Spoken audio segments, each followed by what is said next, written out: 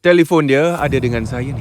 Penuh dengan rekod mesej awak. Perlu ke saya tunjuk satu-satu? Teruknya, sanggup dia bunuh isteri pertama suami dia? Chin Wan Rong ni memang betul-betul tak waras lah. Saksi dah ada, bukti pun ada. Kali ni memang tak boleh lari.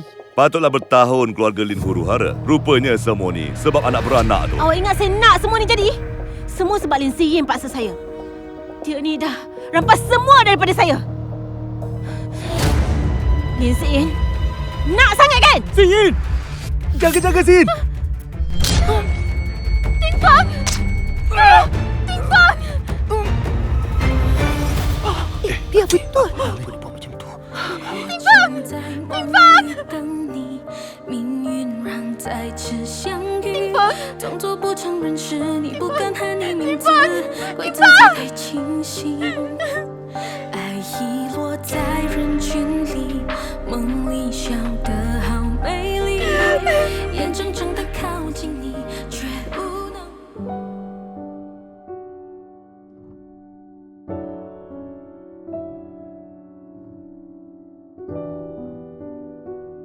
Sin,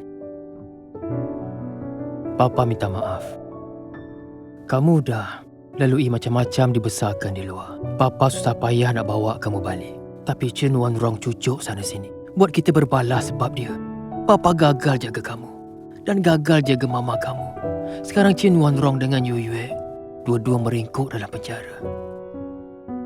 Boleh kamu lepaskan semuanya?